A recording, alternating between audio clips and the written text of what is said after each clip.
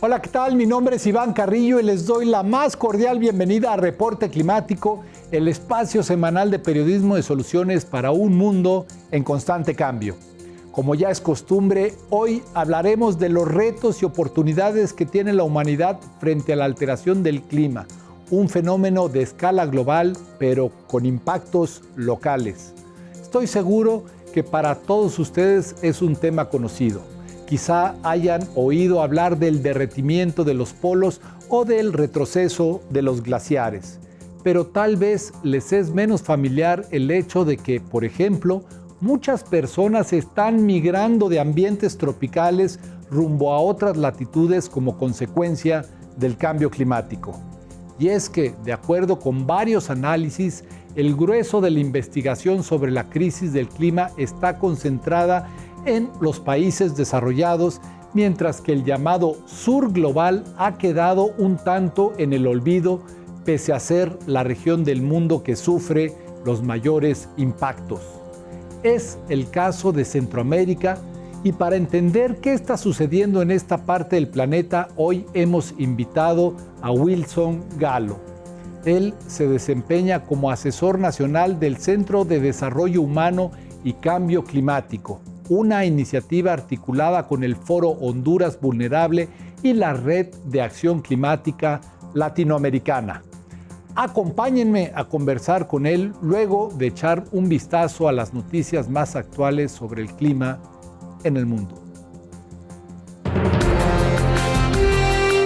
El tiburón tigre es el mayor depredador de sangre fría de los mares tropicales y templados cálidos del planeta. Su distribución está limitada por la temperatura del agua y en muy raras ocasiones la especie se mueve hacia los polos. Sin embargo, un nuevo estudio publicado en Global Change Biology sugiere que el calentamiento de la Tierra los está empujando hacia zonas más frías. Luego de analizar 40 años de datos, los autores de la investigación concluyeron que por cada grado Celsius extra, los escualos se desplazaron 400 kilómetros hacia los polos y adelantaron su proceso migratorio 14 días. Esta alteración conlleva el riesgo de que las poblaciones de tiburón tigre salgan de las áreas marinas protegidas, haciéndolos más vulnerables a la pesca comercial.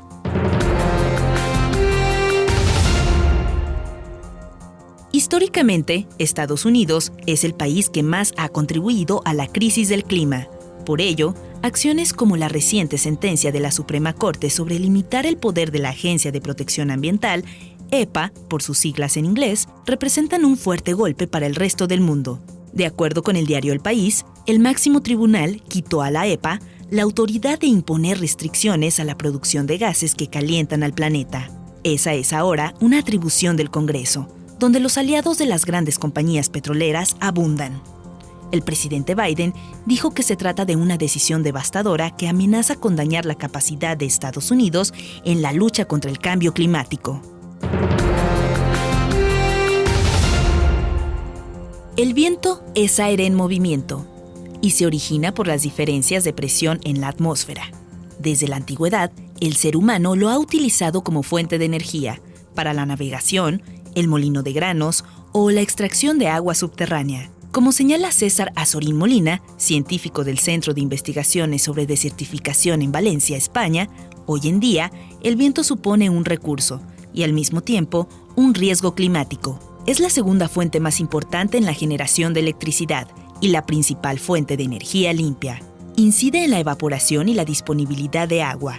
Es capaz de dispersar la contaminación y puede provocar desastres. Pese a su papel múltiple, el viento ha sido el componente olvidado del cambio climático, pero los investigadores ya comienzan a hacer proyecciones en torno a él para los próximos 100 años.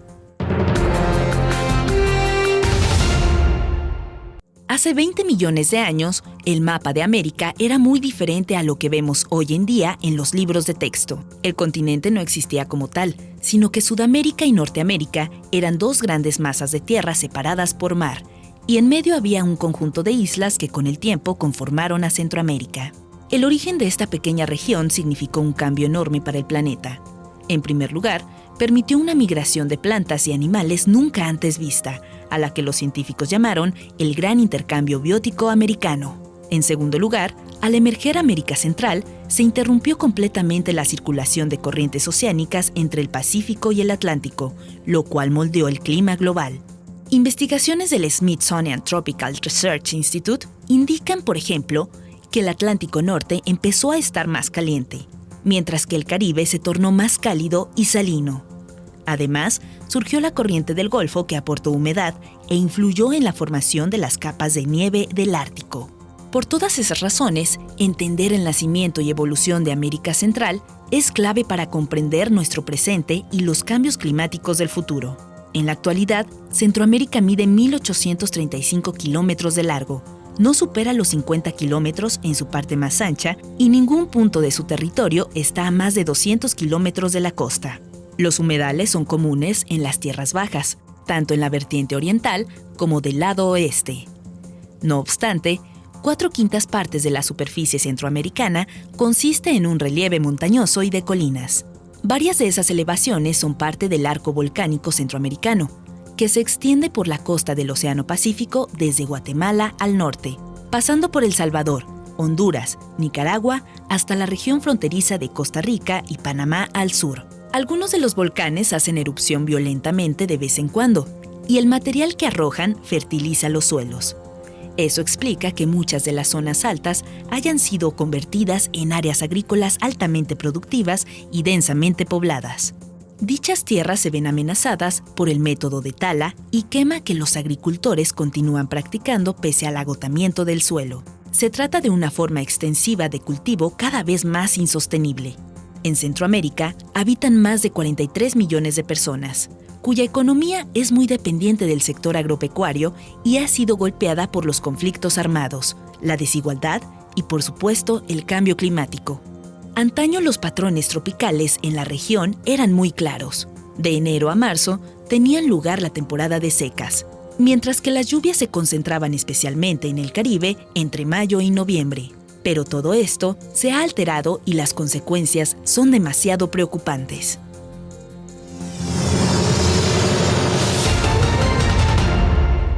Según el informe más reciente del Panel Intergubernamental de Cambio Climático de las Naciones Unidas, Centroamérica se perfila como una de las regiones altamente vulnerables al incremento de la temperatura global. Esto es lo que nos dice Wilson Galo al respecto. En un resumen sobre lo que se podría dar, es el aumento que vamos a tener en el tema de huracanes, de tormentas tropicales, de sequías, de olas de calor, que van a ser marcados de aquí al 2030 y al 2050 en el caso de la región. Sin embargo, lo que es más grave es que los peligros no se reducen a aspectos físicos. Al encontrarse con una región que es altamente vulnerable al impacto de estos eventos climáticos extremos, entonces podemos tener impactos negativos a la economía de Centroamérica, de los países de Centroamérica y a la región en particular. Los estragos que dejaron a su paso en 2020 los huracanes ETA y LOTA son una clara muestra de lo que apunta Wilson Galo. Por lo menos en Honduras, Guatemala y El Salvador, daños considerables, más en Honduras en este caso. Y eso es lo que vamos a poder estar experimentando en el tema de los próximos años en materia de lo que el cambio climático va a exacerbar en nuestro contexto. Por lo menos es la mirada y bueno, ya sabemos que aunque nuestros países no son de los grandes emisores, que somos de los que tenemos una reducida emisión de gases de efecto invernadero, el impacto es mayor en nuestro país. Esa susceptibilidad radica en varios factores. Por un lado, su ubicación geográfica entre dos océanos deja a esta región a merced de los eventos meteorológicos, mientras que sus patrones socioeconómicos y la relación de las personas con la naturaleza limitan su capacidad de respuesta. Esto explica por qué hoy, más que nunca, Centroamérica debe dirigir sus esfuerzos hacia la gestión de riesgo. Gestionar es cómo lo vamos a administrar, qué vamos a hacer para prevenir, para mitigar, para adaptarnos. Esos son los tres grandes aspectos que debemos de considerar a la hora de gestionar los riesgos climáticos. Y eso pues tiene que ver con esas tres grandes medidas que son los que la sociedad civil como las nuestras, a las cuales representamos, exigimos en el marco de los gobiernos. Son de esos tres grandes aspectos. ¿Qué vamos a hacer para mitigar? Y eso es la reducción de gases de efecto invernadero, porque igual tenemos que contribuir a que no se dispare en nuestros países también en el marco de las emisiones. Luego, ¿cómo nos vamos a adaptar? ¿Qué medidas vamos a hacer para adaptarnos ante lo que ya está? No es que va a venir, ya está. Eso es lo que manejamos nosotros. Y en ese sentido, entonces, viene todo el aspecto de incorporar a la mitigación, la adaptación, el tema de pérdidas y daños. ¿Cómo vamos a cuantificar las pérdidas y los daños que ya están en nuestra región, pero que no hay ningún mecanismo que nuestros países utilicen para poder decir esto tiene que ver con el cambio climático, esto con la variabilidad climática y esto con los eventos producto de lo que son eventos adversos que se han dado comúnmente en nuestro territorio?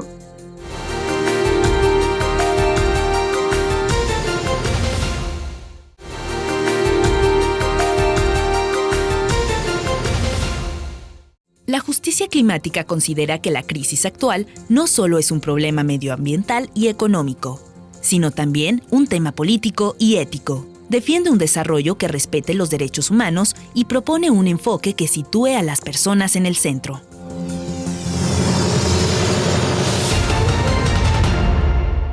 El enfoque que describe Wilson ha dejado entrever que si las tendencias en las emisiones de gases que calientan al planeta continúan, la adaptación de Centroamérica al cambio climático será insostenible. Por eso es las medidas que se deben de plasmar en los marcos ya definidos, porque no es algo como que cada país, ya hay marcos definidos. Y en este sentido, uno de los grandes mecanismos a los cuales es el tema de las contribuciones nacionales determinadas, los planes nacionales de adaptación y todo el trabajo que se hace alrededor de este tema son como los mecanismos en los cuales debemos de enfocarnos de aquí al 2030, que es el compromiso que tenemos en el marco del Acuerdo de París para el cambio climático. El problema es que en todos lados abundan planes prometedores, pero escasea el financiamiento para implementarlos y volverlos una realidad. Una gran debilidad es que siempre estamos dependiendo de la cooperación externa para poder atender esta problemática del cambio climático en nuestro país. Y Honduras no es la excepción. Nuestros presupuestos son limitados. En el cambio de gobierno podemos ver de que el presupuesto nacional pues, no tiene, digamos, un respaldo del presupuesto para poder atender esta problemática. Está dependiendo de un 100% de la cooperación internacional para atenderla. Y allí es donde, entre la dicotomía que hay entre lo que serían nuestros planes, que están muy bien redactados, el Plan Nacional de Adaptación, que contribuimos con eso desde la sociedad civil, y que en el 2018 se trabajó alrededor de ello. Y recientemente, el año pasado, se presentó lo que fueron la segunda comunicación de las contribuciones nacionales determinadas ante la Convención Marco de las Naciones Unidas, donde se vincula todo el tema de lo que serían las contribuciones con los objetivos de desarrollo sostenible. Pero nuevamente el punto es dónde está el dinero para poder aplicar estas medidas que nuestros países están comprometiendo a nivel de la Convención Marco y, como decimos, a nivel de país. Y allí es donde podemos ver esa gran distancia entre los marcos escritos y la implementación que tenemos, porque los presupuestos son, por no decir nulos, reducidos, llamémosle, para citar un ejemplo ahí. Y cuando miramos eso, entonces igual en las negociaciones y los fondos que vienen de la cooperación internacional son bien limitados también para atender esta problemática. Y cada vez la vulnerabilidad se aumenta. Las consecuencias no se han hecho esperar, al menos no en lo que concierne al desplazamiento de personas. Ese es uno de los temas, creo, que se está incorporando en nuestras agendas, viendo la realidad que está viviendo el Triángulo Norte de Centroamérica, donde ya podemos ver y que tenemos diferentes estudios que ya pueden comprobar que hay una relación también entre lo que es el cambio climático, los eventos climáticos extremos y la migración que está dando en nuestro país. Y ese pues será un trabajo que hay que articular. Por ejemplo, Honduras podemos citar, y recientemente se acaba de declarar por la SIC en lo que es emergencia climática en la región latinoamericana por este flagelo de lo que está pasando en lo que está impactando y en el impacto que está teniendo en la sociedad y en el ambiente. Y en ese sentido ya miramos, son esas comunidades que están en la primera línea de vulnerabilidad, le llamamos nosotros, que están migrando producto de que no hay alternativa. En nuestro territorio podemos ver cómo se ha aumentado, producto no solo de la condición política, sino el tema del impacto de ETA y OTA, que se puede ver cómo ha aumentado la migración, el tema del impacto de las sequías recurrentes en el corredor seco centroamericano y particularmente el hondureño, donde al impactar en los medios de vida, que son en nuestro caso, son en la mayoría de comunidades, son medios de vida agrícolas en ese sentido. Y al no tener la infraestructura para asegurar que los cultivos puedan producir y se den sequías, que cada 2 años estamos viendo ese flagelo, entonces podemos ver de que la familia, por lo menos algún miembro de la familia está migrando para poder, y es en este caso el más joven el que migra, tenemos la población joven migrando. Por ello, la sociedad civil está exigiendo intervenciones de resiliencia para Centroamérica. ¿Cómo vamos a enfrentar lo que ya tenemos? ¿Cómo nos vamos a adaptar? Pero ¿cómo vamos a buscar mecanismos de transformación para poder tener mejores condiciones a nivel de los territorios? Eso es algo que se está demandando, y un aspecto clave alrededor de ello es el tema de justicia climática, que debe de privar, porque aunque es la población más vulnerable la que sufre, el que causa esto son las grandes economías, que son las que hacen que el CO2 se aumente en la atmósfera.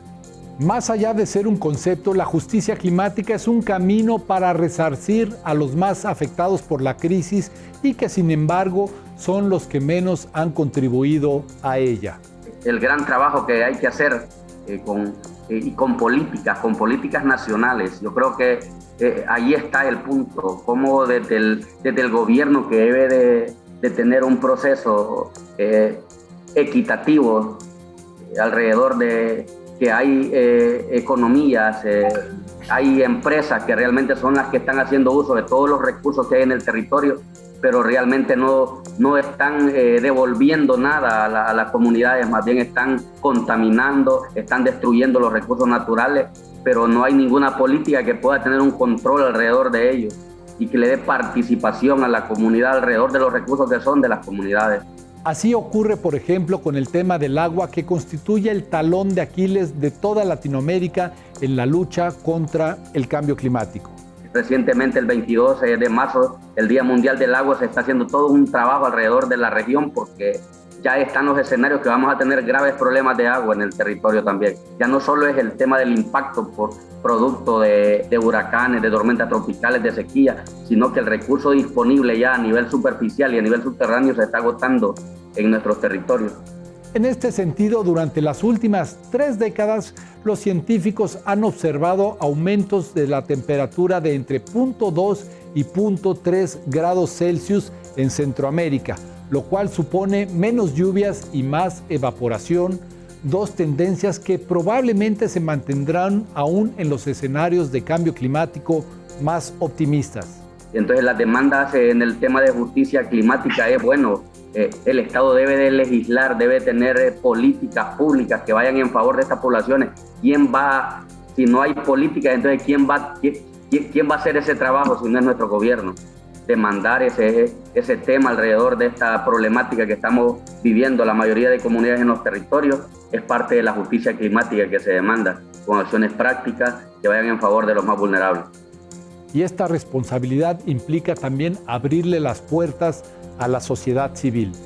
Para que lleve las propuestas y que se articulen, y va desde todos los niveles. Por ejemplo, cuando la posición de país, o sea, que el mismo país le dé participación a la sociedad civil, no solo a la empresa privada. Muchas veces, si miramos en las conferencias de las partes, en las COP, Las grandes conferencias están llenas de empresas privadas que tienen sus representantes para poder proponer en defensa de sus economías, pero la sociedad civil está mínimamente representada. Hay uno que otro representante de la sociedad civil. Tenemos gobiernos, tenemos empresas privadas, pero la sociedad civil no está representada y no tiene las mismas capacidades de conocimiento que tienen estos otros actores. Entonces, en ese sentido, eso es como es la voz que está alzando la sociedad civil. En la región latinoamericana hablamos, y nosotros dijimos, tenemos mucho que aportar, porque somos los que vivimos cotidianamente este flagelo del cambio climático y de lo que está provocando a nivel de los territorios, de las familias que están quedando desunidas producto de ello. Wilson Galo nos cuenta el caso del Foro Centroamérica Vulnerable Unida por la Vida, donde concurren unas 200 organizaciones de la región para hacerse escuchar y promover una agenda de desarrollo sostenible. Está Nicaragua, El Salvador, Guatemala, Costa Rica y Honduras, que aglutina una agenda regional para hacer incidencia en el SICA en este tema, alrededor de las estructuras de Centroamérica que deben de llevar el posicionamiento regional. Pero luego a nivel de país igual, hay el foro Honduras Vulnerable, que tiene que ver con articular la agenda de las organizaciones que trabajan el tema para que tengamos voz, no hasta que ya estamos en la COP, porque allá ya casi va todo negociado, sino desde el posicionamiento de país que lleva a Honduras a las COP.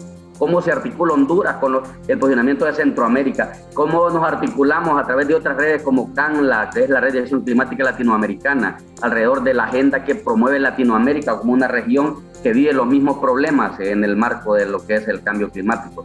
Y luego, ¿quiénes nos van a representar de la sociedad civil ante las negociaciones globales? Aunque todavía hay tareas pendientes, los resultados de esta presión social ya son patentes, pues han conseguido sensibilizar a las esferas políticas. Y uno de los aspectos, por ejemplo, que queremos rescatar es que Honduras todavía no ha ratificado a Escazú, que es el que va a venir a ver cómo se está trabajando todos estos temas de derecho en el marco de lo que sería el cambio climático. Y por ahí anda todo un trabajo de agenda nacional alrededor de estos temas que para nosotros son relevantes y que deben de conocer en todo el contexto, por lo menos regional y global. Otro asunto a resolver es el de los compromisos asumidos por cada país centroamericano en el marco de tratados internacionales, tales como el Acuerdo de París. Nosotros consideramos que han habido cambios, han habido por lo menos, hay marcos legales que están trabajando, lo que consideramos que hay falta voluntad política para aplicar esos marcos de trabajo que tenemos alrededor del país. Falta voluntad política para dejar los presupuestos que se necesitan para poder impulsar una agenda que realmente resuelva o por lo menos contribuya a resolver la problemática que tenemos en el país. Y allí es donde viene todo el trabajo, porque todos los actores que participan en el desarrollo del país, o sea, todavía no quieren aportar su parte. La empresa privada no está aportando lo que le corresponde.